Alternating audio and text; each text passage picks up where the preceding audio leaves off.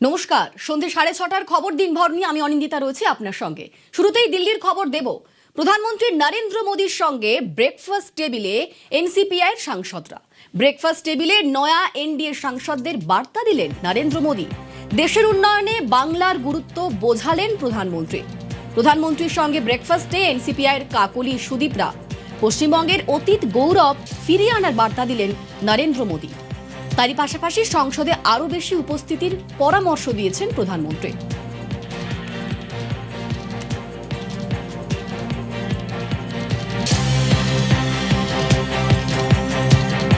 हम लोग अभिभूत है उनका ज्ञान देख के, और उन्होंने जैसे हमारे साथ बर्ताव किया, हमें एक्सेप्ट किया और कहा कि जो 20 साल से एनडीए में है, जो 1 साल है, सब हमारा परिवार है, एकजुट काम करेंगे और पश्चिम बंगाल को और हमारे जो 8 स्टेट्स है पूर्वी में, उसको बहुत तरक्की होना चाहिए। हम सब एक साथ में काम करेंगे। ये बहुत अच्छा मैसेज दिया हमें कि तरक्की के लिए, डेवलपमेंट के लिए हम एक साथ काम करेंगे। ভালো বৈঠক হয়েছে। কি বললেন প্রধানমন্ত্রী উন্নয়নের প্রশ্নে ইস্টার্ন রিজিয়নের ব্যাপারে বারবার উল্লেখ করেছে। আচ্ছা, আর কোনো বিশেষ কোনো বক্তব্য, কোনো কথা আপনাদেরকে? উনি বারবারই বলেছেন যে একটা খুব উৎসাহব্যঞ্জক কথা বলেছেন, 40 বছর অতিক্রম করলেই all should take care of their health. কজন যোগা করে এর মধ্যে হাত তুলতে বলেছে। আচ্ছা, সুতরাং he was in a very jovial mood. ভালোভাবে কথা বলেছেন এবং প্রত্যেকের সঙ্গে গল্প করেছেন চায়ের জায়গায় বসে, এবং প্রত্যেককে বলেছে যে আপনাদের কন্ট্রিবিউশন চাই এবং আপনারা আপনাদের যে উন্নয়নের কথা ভাবছেন কিভাবে করছেন, তাতে আমাদের সব এমপিরাই ছিল এবং নাড্ডাজি ছিল, নীতিন নবীনজি ছিল। খুব ভালো মিটিং। এটাও বলছিল যে 40 বছরের ওপর যাদের বয়স তারা কিন্তু যোগা করো আর চেক আপ করিও বছরে একবার। চা নিয়ে বসেছিলেন, আমরা ওই পায়েস টায়েসও খেয়েছি। আর সমস্ত জল্পনা উড়িয়ে প্রধানমন্ত্রীর সঙ্গে ব্রেকফাস্ট টেবিলে যোগ দিয়েছিলেন মুর্শিদাবাদের 3 সংখ্যালঘু সাংসদ। আর সেখানে কি হলো? সেখানে মসজিদে মাইক খোলা নিয়ে নালিশ করলেন তারা। প্রধানমন্ত্রীর কাছে নালিশ 3 সংখ্যালঘু সাংসদের। অভিযোগ ইউসুফ পাঠান, আবু তাহের, খলিলুর রহমানের। এনসিপিআই এর 3 সংখ্যালঘু সাংসদের নালিশ গতকাল দেখেছিলাম অমিত শাহের কাছেও দরবার করেছিলেন 3 সাংসদ, আর আজ প্রধানমন্ত্রীর কাছে এই মাইক খোলা নিয়ে নালিশ জানালেন 3 সাংসদ। আমাদের 3 জন এমপি আলাদা করে গতকাল স্বরাষ্ট্রমন্ত্রীর সঙ্গে দেখা করে গোটা রাজ্যে তথা মুর্শিদাবাদ জেলাতেও যেভাবে মসজিদের মাইক নামিয়ে দেওয়া হচ্ছে শব্দ দূষণের নাম করে, এবং আমরা চাই নিশ্চয়ই শব্দ দূষণের যে মাত্রা সুপ্রিম কোর্ট বেঁধে দিয়েছে, হাইকোর্ট বেঁধে দিয়েছে, আমরা নিয়ম মেনেই চলবো। এটা যেন সকলের ক্ষেত্রে হয়। মসজিদ থেকে মাইকের আজান বন্ধ হয়ে যাচ্ছে, এটা আমাদের অন্তরের ব্যথা। সেই ব্যথা এবং বেদনার জায়গা থেকে আমরা আবেদন করছি, অনুরোধ করছি প্রধানমন্ত্রীকে, যেমন কোনো সিদ্ধান্ত নেবেন না, বেছে বেছে একটা কমিউনিটি মুসলিম ভাইদের টার্গেট করে একটার পর একটা সিদ্ধান্ত যদি নেন, তাহলে এটা অত্যন্ত দুঃখজনক, হতাশার। আমরা এর চরম বিরুদ্ধে। চাই শাসকের জোট, ভাবাচ্ছে মুসলিম ভোট। মোদীর শাহের কাছে এনসিপিআই এর 3 মুসলিম সাংসদ আবু তাহের, খলিলুর রহমান, ইউসুফ পাঠান। এনডিএতে আছি, বিজেপিতে নেই।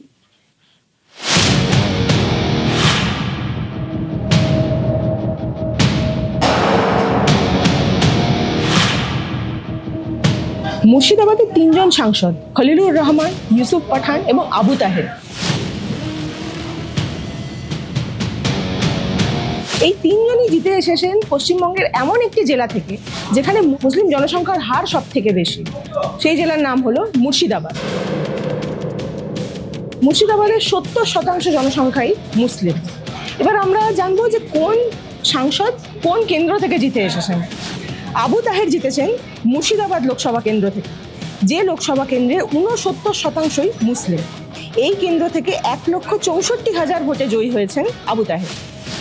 খলিলুর রহমান, তিনি জিতেছেন জঙ্গিপুর লোকসভা কেন্দ্র থেকে। এই লোকসভা কেন্দ্রে 63%ই মুসলিম। এই কেন্দ্রে খলিলুর রহমান জিতেছেন 1,16,000 ভোটে। আরেকজন সাংসদ তিনি হচ্ছেন ইউসুফ পাঠান, যিনি জিতেছেন বহরমপুর কেন্দ্র থেকে। এই বহরমপুরের 52%ই মুসলিম জনসংখ্যা। এবং এই বহরমপুরে তিনি হারিয়েছিলেন 2024 সালে 5 বারের সাংসদ অধীর চৌধুরী। এটা পরিষ্কার আমাদের কাছে যে এই 3 সাংসদ তারা 3 জনই এমন কেন্দ্র থেকে জিতে এসেছেন যেখানে বড় সংখ্যায় মুসলিম ভোটার। এবং সব থেকে বড় কথা হচ্ছে এরা যে মার্জিনে জিতেছেন সেটা থেকেও পরিষ্কার যে এই ভোটারদের বা এই জনসংখ্যার একটা বড় অংশ কনসলিডেটেড হয়ে একজোট হয়ে ভোট দিয়েছিলেন তাদেরকে। ফলে যেমনটা অনেকে মনে করছে যে সেই ভোট, সেই মুসলিম ভোট ধরে রাখা তাদের কাছে একটা বড় বাধ্যবাধকতা, একটা বড় কম্পালশন, যে কারণে তারা বারবার নরেন্দ্র মোদী এবং অমিত শাহর সঙ্গে দেখা করছেন এবং বারবার সেখানে বলছেন যে মসজিদে মাইক বন্ধ করে দেওয়া এবং তার জন্য কি ধরনের সমস্যা হচ্ছে, তার জন্য তারা কতটা কষ্ট পাচ্ছেন, এর জন্য আজান শুনতে পাচ্ছেন না তারা। এই ধরনের অভিযোগ তারা মোদী অমিত শাহর সঙ্গে দেখা করছেন এবং সেখানে বলছেন। রাজনৈতিক মহলের বক্তব্য যে এইটা তাদেরকে করতে হবে, তা না হলে তারা এর পরের বার আর এই কেন্দ্রগুলি থেকে জিতে আসতে পারবেন না। এই ভোট তাদের যারা ভোট দিয়েছিলেন 2024-এ দিয়েছিলেন, অনেকে তো 2019-এও দাঁড়িয়েছিলেন সেই সিটে, যেমন আবু তাহের দাঁড়িয়েছিলেন মুর্শিদাবাদ কেন্দ্রে। তো সেই সিট 2019 থেকে তিনি জিতছেন, তা কিন্তু তিনি পরের ভোটে অর্থাৎ 2029-এ যখন লোকসভা ভোট হবে তখন আর তিনি জিততে পারবেন না। এখন ঘটনা হলো এটা তো কম্পালশনের জায়গা, ভোটের চিন্তা রয়েছে, কিন্তু তার সঙ্গে শাসক ঘনিষ্ঠতা, শাসক জোটের সঙ্গে ঘনিষ্ঠ হওয়ার যে সুযোগ বা সুবিধা, যে পরিস্থিতি তৈরি হয়েছে সেটাও চট করে তারা ছাড়তে চাইছেন না। সেই কারণেই হয়তো তাদেরকে দেখা যাচ্ছে যে তারা এনসিপিআইতে রয়েছেন, তৃণমূল ভেঙে বেরিয়ে এনসিপিআইতে রয়েছেন বর্তমানে, এবং তারপর তারা এনডিএ জোটেও গেছেন এনসিপিআই হয়ে। কিন্তু তারা এনডিএর জোটে আছেন, কিন্তু তারা এনডিএর বৈঠকে যোগ দিচ্ছেন না। তার কারণ হচ্ছে যে তারা এটা বলতে চাইছেন যে যখন এনসিপিআইয়ের অন্য সাংসদরা তারা গিয়ে এনডিএর বৈঠকে যোগ দিচ্ছেন, কিন্তু এই 3 মুসলিম সাংসদ যারা মুর্শিদাবাদ থেকে জিতে এসছেন তারা কিন্তু এনডিএর বৈঠকে যোগ দিচ্ছেন না। উল্টে তারা আজকে যখন নরেন্দ্র মোদীর সঙ্গে দেখা করে বেরোচ্ছেন তখন তারা বলছেন যে আমরা এনসিপিআইতে আছি কিন্তু আমরা কোনোভাবেই বিজেপিতে নেই। আমরা বিজেপি করব না, যেহেতু এনসিপিআই আলাদা করে গঠন করা হয়েছে, আমরা সেখানে আছি। ধর্মের বিরুদ্ধে, মুসলিম ইসলাম ধর্মের বিরুদ্ধে এমন কোনো সিদ্ধান্ত নেয় ভারত সরকার, সেখানে আমরা আমাদের পক্ষ থেকে বিরোধিতা করব। এনসিপিআই সাংসদরা এনডিএতে যোগ দেওয়ার কথা বলছেন, তখন এই 3 জন কিন্তু আলাদা থাকছেন। তার কারণ হচ্ছে যে তারা এনডিএ এর সঙ্গে নিজেদেরকে সম্পৃক্ত করতে চাইছেন না। তার কারণ এনডিএ একটা বিজেপি নেতৃত্বাধীন জোট, সেই বিজেপি নেতৃত্বাধীন জোটের সঙ্গে গেলে তাদের এই মুসলিম ভোটে প্রভাব পড়তে পারে, সেই আশঙ্কা থেকেই তারা সরাসরি নিজেদেরকে বিজেপির সঙ্গে যুক্ত করতে চাইছেন না। যে কারণে আজকে আমরা দেখলাম যে আবু তাহের নরেন্দ্র মোদীর ব্রেকফাস্ট থেকে বেরিয়ে এসে এমন একটি মন্তব্য করলেন এবং সরাসরি বললেন যে আমি এনসিপিআই আছি, এনসিপিআই থাকবো, কিন্তু আমি বিজেপি হতে পারবো না। এবং এনডিএও যদি এমন কোনো সিদ্ধান্ত নেয় যে সিদ্ধান্ত মুসলিমদের বিরুদ্ধে যেতে পারে, তাহলে সেই সিদ্ধান্তেরও আমরা প্রতিবাদ করব, সেই সিদ্ধান্তকে সমর্থন করব না। তবে হ্যাঁ, দিনের শেষে যেটা দেখা যাচ্ছে যে তারা এনডিএর বৈঠকে যাচ্ছেন না, কিন্তু নরেন্দ্র মোদীর ডাকা ব্রেকফাস্টে যাচ্ছেন, যে ছবি আমরা আজকে দেখতে পেলাম।